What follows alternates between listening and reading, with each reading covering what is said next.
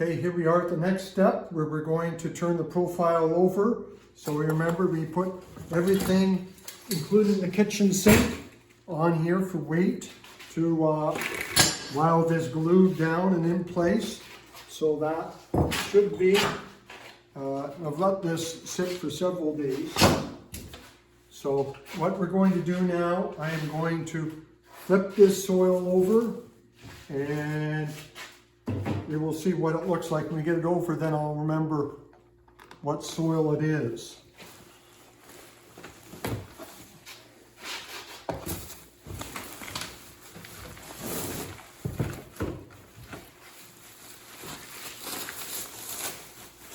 And this soil, and then you mat with our putty knife, just kind of peel that off. Here we are back again. I had to resort to my saw to get this through here and take this off. So that's going to lift off. And here we have our soil. This is the Red River. And now some of the other part will start.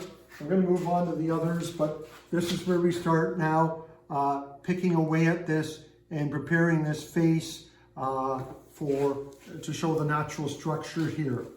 First we're going to go on and we're going to flip this soil over. I'm going to come over here.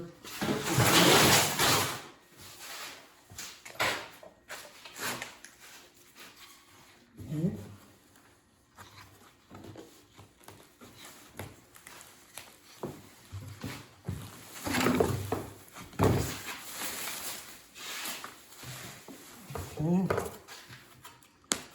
And the same thing, this one seems to be lifting off a little easier than the Red River, but still we have to work at that, try to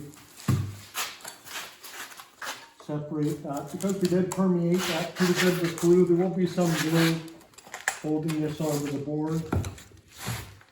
And there we are.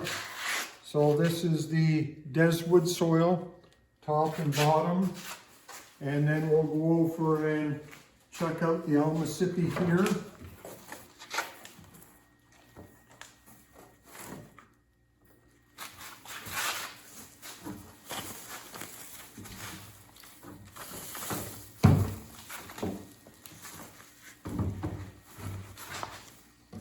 And this one lifting out quite a bit easier. So there we are, there we have our soils. They're glued to the boards. And the next step we'll do is we'll prepare these faces with as close as we can to the natural structure. So starting here with the Mississippi sand, you can see here some of this is set up fairly hard here.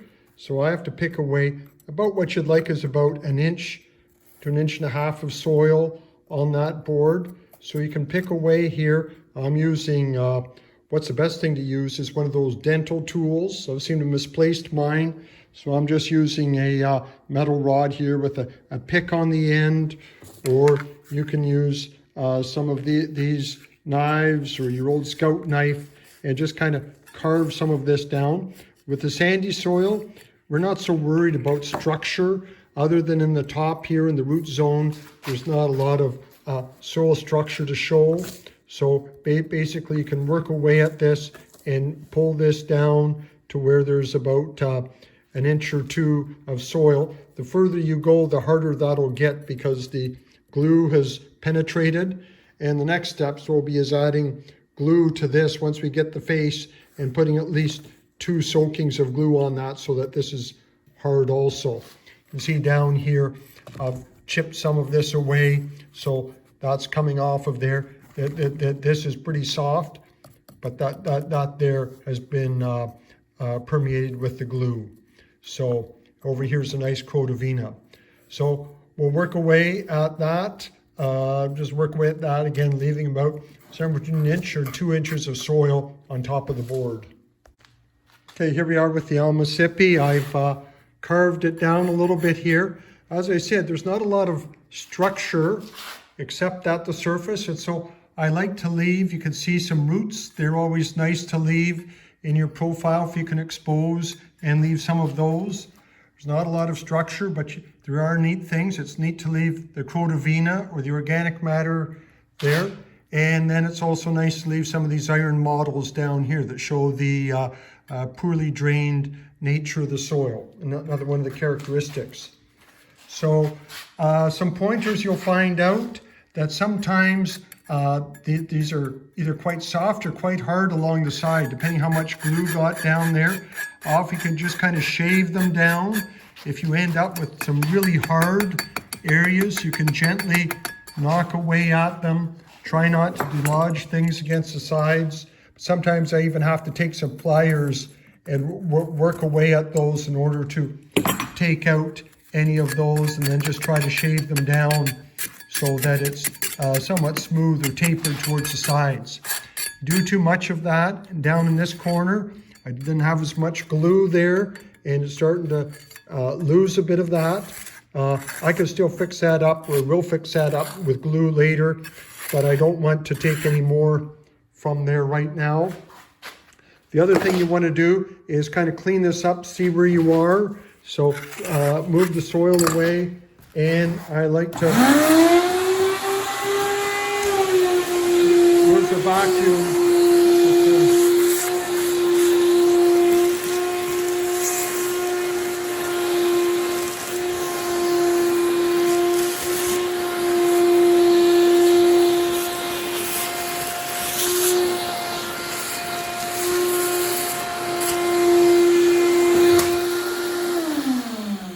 So the vacuum kind of gives you an idea of what you're working with. So this one is close to being ready to start gluing. I'll just move the rest of that soil away, and that'll be the next process. Next soil that we're working on here is the deswood or the loam, and we can see here that it's considerably harder, but I can work away at this kind of aggressively with my pick and remove some of this down. You can see that I'm getting natural structure or aggregates breaking out. That's good. That's what I want to show ultimately, is that soil structure with depth. But initially, I've got some excavation to do in order to get down. And so you have to do some careful, but some hard poking and prodding here in order to fracture off some of these. And you want to do this before it gets too dry, or it's hard to do this. So again, get in there and take off some of that, try to get down. And again, what our objective is to remove some of that soil, but to expose things like roots or some of the natural soil structure so that we can show that in the final monolith. Okay, here we are with the deswood, and I have chipped away at this trying to whittle that back and show some structure there. Used a brush to kind of clean that away. One thing I wanted to point out, you like to show the natural structure. Even better sometimes when you can show some biology. So there's a wormhole, roots are neat to show, and so those are things you might want to preserve in your sample. So what I'm going to do, I'm going to expose this more here now by turning on the vacuum, and we'll see what that looks like.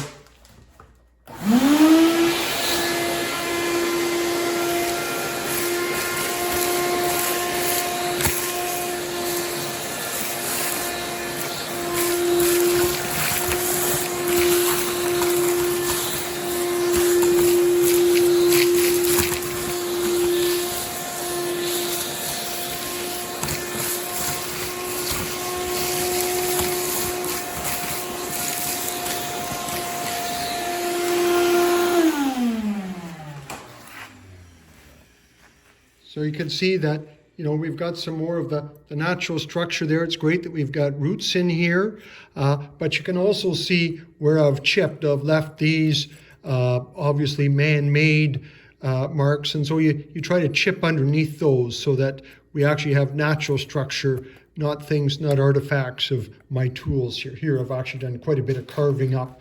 You want to remove those. This is kind of neat. Looks like we've got a crotovena or something here in the profile. And it's also neat whenever we can show roots right to the bottom of the 3-foot sample here. So I'll do a bit more work on this one, maybe whittle it down a little bit more at the top, and then we'll be ready for the first glue treatment on this desert soil. Okay, here we are in the Red River soil, and you know, the challenge continues. Those of you that dug and extracted these know it was very dry and it was hard to chisel these out of the ground. Right now, after all that soaking, this is actually kind of wet and moist, and some of this is almost to the point where you'd say, yeah, it's almost too wet to till. But actually, we need to get in here and do our tillage while it's still dry, moist enough that we can penetrate. So here I've been working away on the Red River soil here. Those of you that have the Red River, again, it will be as challenging as it was this spring. I had to use some fairly heavy artillery in order to take off some of the chunks without taking off too much. And even at that, I did loosen up a few of these. Not a big problem. We'll be putting glue on there and we'll glue them back into place. If you do have crumbling take place, don't worry, we've got fill here that we can repack some of those areas, because I know when you've done all this work and you end up with a corner crumbling away, don't worry, there's still ways to save and remedy that. It's called body work, and we'll do that with the glue and some of the extra material we have here. So now that we've got this down to, if you come closer and look at the face here, some of the natural, it's nice to show again some roots, the natural structure, some of these cracks here, and then we're going to allow this to dry because it's still fairly moist. We'll allow it to dry before we put on the first glue treatment.